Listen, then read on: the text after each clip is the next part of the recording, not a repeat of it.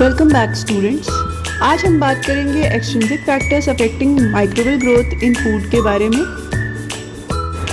पिछली वीडियो में हमने इंट्रिंसिक फैक्टर को समझा था जो फूड के अंदर नेचुरली प्रेजेंट होते हैं, लेकिन आज हम जानेंगे उन फैक्टर्स के बारे में जो फूड के बाहर के एनवायरनमेंट से रिलेटेड होते हैं और माइक्रो ऑर्गेनिजम्स की ग्रोथ को डायरेक्टली इफेक्ट करते हैं।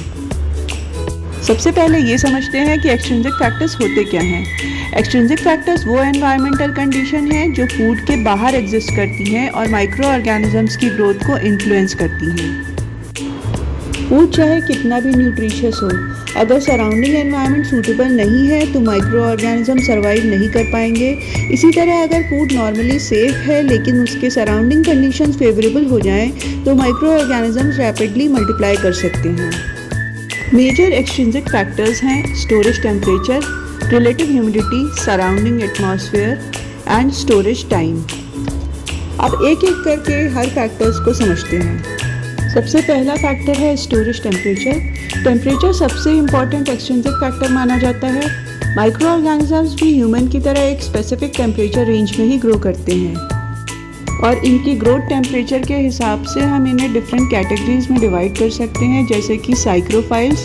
ये कोल्ड लविंग माइक्रो ऑर्गेनिजम्स होते हैं जो कि -5 डिग्री सेल्सियस से 20 डिग्री सेल्सियस पे ग्रो कर सकते हैं। ये ग्लेशियर्स, आर्कटिक रीजन्स और रेफ्रिजरेटेड फूड्स में मिलते हैं। साइक्रोट्रोप्स ये रेफ्रिजरेशन के सबसे डेंजरस माइक्रो ऑर्गेनिजम्स होते हैं। ये रेफ्रिजरेटर के अंदर भी स्लोली ग्रो कर सकते हैं। इनका ग्रोथ टेम्परेचर 0 डिग्री से 35 डिग्री तक होता है, जैसे लिस्टीरिया मोनोसाइटोजेनस एंड स्यूडोमोनास स्पीशीज। इसी वजह से रेफ्रिजरेटर में भी फूड हमेशा सेफ नहीं होता। नेक्स्ट कैटेगरी है मीजोफाइल्स। ये सबसे कॉमन माइक्रो ऑर्गेनिजम्स होते हैं।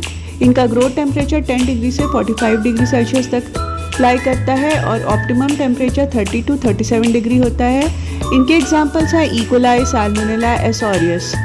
ह्यूमन पैथोजन इसी ग्रुप में आते हैं। रूम टेम्परेचर पर कुक फूड को बाहर छोड़ देना इसीलिए डेंजरस होता है। Next is thermophiles. ये हीट लविंग माइक्रो ऑर्गेनिजम्स हैं। इनकी ग्रोथ 40 से 80 डिग्री सेल्सियस के बीच में होती है। इनके एग्जाम्पल्स हैं बैसिलस, जियोबैसिलस। ये कैंड फूड्स और इंडस्ट्रियल प्रोसेसिंग में इंपॉर्टेंट होते हैं। इस फैक्टर की इंपॉर्टेंस हम इस प्रैक्टिकल एग्जाम्पल से समझ सकते हैं। अगर दूध को रूम टेम्परेचर पर रख दिया जाए तो बैक्टीरिया हर 20 से 30 मिनट में डबल हो सकते हैं, लेकिन वही दूध रेफ्रिजरेटर में रखा गया हो तो उनकी ग्रोथ बहुत स्लो हो जाती है। इसी प्रिंसिपल पर रेफ्रिजरेशन काम करता है। Our next factor is relative humidity. Relative humidity का मतलब होता है एयर में कितनी मॉइस्चर प्रेजेंट है। हाई ह्यूमिडिटी माइक्रो ऑर्गेनिजम्स के लिए फेवरेबल एनवायरनमेंट क्रिएट करती है, स्पेशली मोल्ड्स और ईस्ट के लिए। अगर ह्यूमिडिटी ज़्यादा होती है तो ड्राई फ्रूट्स भी एटमॉस्फेयर से मॉइस्चर एब्जॉर्ब कर लेते हैं और वाटर एक्टिविटी बढ़ने लगती है और उसका रिजल्ट होता है fungal growth. For example bread, spices, dry fruits, biscuits अगर रेनी सीजन में प्रॉपर्ली स्टोर नहीं किए जाएं तो उनमें मोल्ड लगने लगते हैं। इसीलिए ड्राई फ्रूट प्रोडक्ट्स को मॉइस्चर प्रूफ पैकेजिंग में स्टोर किया जाता है। अब बात करते हैं थर्ड इम्पॉर्टेंट फैक्टर की, जो है सराउंडिंग एटमॉस्फेयर। माइक्रो ऑर्गेनिजम्स को ऑक्सीजन की रिक्वायरमेंट के बेसिस पर डिफरेंट कैटेगरीज में डिवाइड किया जाता है। पहला है एरोबिक माइक्रो ऑर्गेनिज्म।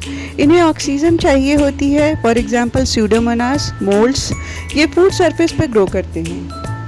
दूसरी कैटेगरी है एनारोबिक माइक्रो ऑर्गेनिजम्स की। इन्हें ऑक्सीजन बिल्कुल पसंद नहीं होती। For example Clostridium botulinum. ये कैंड फूड्स में डेंजरस टॉक्सिन प्रोड्यूस कर सकते हैं। Next is facultative anaerobes. ये ऑक्सीजन के साथ भी ग्रो करते हैं और ऑक्सीजन के बिना भी। For example E coli, salmonella, एसोरियस।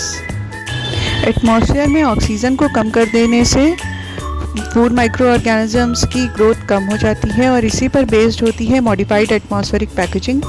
Food industry में एटमॉस्फेयर को इंटेंशनली मॉडिफाई किया जाता है। ऑक्सीजन को कम कर दिया जाता है, कार्बन डाइऑक्साइड को बढ़ा दिया जाता है और इनर्ट गैस नाइट्रोजन को फिल कर दिया जाता है। इससे माइक्रोबियल ग्रोथ स्लो हो जाती है और प्रोडक्ट की शेल्फ लाइफ बढ़ जाती है।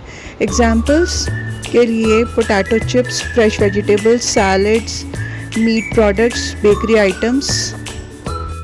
तो स्टूडेंट्स, आज हमने डिटेल में समझा कि एक्सट्रिंसिक फैक्टर्स कैसे माइक्रोबियल ग्रोथ को इन्फ्लुएंस करते हैं। अगर आपको ये लेक्चर पसंद आया हो और आप फूड माइक्रोबायोलॉजी को इसी तरह सिंपल लैंग्वेज में समझना चाहते हैं तो वीडियो को लाइक करें, अपने क्लासमेट्स के साथ शेयर करें और चैनल को सब्सक्राइब करना ना भूलें। मिलते हैं अगले वीडियो में फूड टेक्नोलॉजी के किसी नए टॉपिक के साथ। तब तक के लिए धन्यवाद।